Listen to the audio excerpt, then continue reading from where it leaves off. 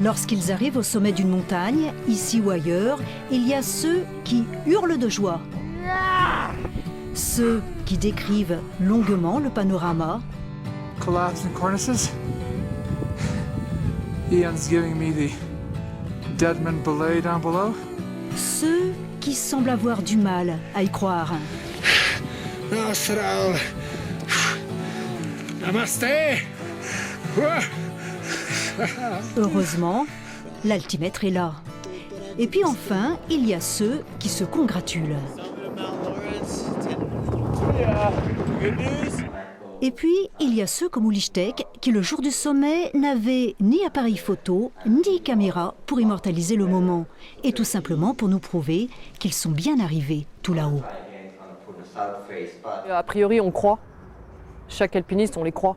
S'il le dit, c'est la règle. Après, on voit vite quand les gens racontent des salades, quand même. Donc voilà, a priori, moi je crois Uli. Qu'on le veuille ou non, cette absence de preuves a plané sur l'ambiance de ces 22e piolets d'or. Devant le jury chargé de choisir la meilleure réalisation de l'année passée, l'alpiniste suisse a dû longuement détailler son itinéraire et ses difficultés. Pour moi, c'était très net tout à l'heure. Il n'y avait pas de preuves marquantes des autres ascensions. J'ai jamais vu personne au sommet sur les photos qu'on a vues dans les présentations. Et le seul à qui on a posé des questions dérangeantes, c'était Uli. C'est parce que voilà, il y a un doute qui se crée sur lui et c'est pas bon pour personne. Oui, bien sûr, ça touche, mais on doit dire, hein, je sais pas la première qui n'a pas de photo du sommet. Hein. On connaît déjà depuis des années, c'est des polémiques. Uli, c'est Speedman, un véritable ovni dans le monde de la montagne. En octobre dernier, il gravit la face sud de l'Annapurna en solo et en 28 heures aller-retour. Un véritable exploit, sans image du sommet, car il a perdu son appareil photo. C'est une preuve de quoi qu'on parle un sommet, peut-être une photo du sommet, c'est une preuve, mais quand tu es dans une phase comme ça, tu n'as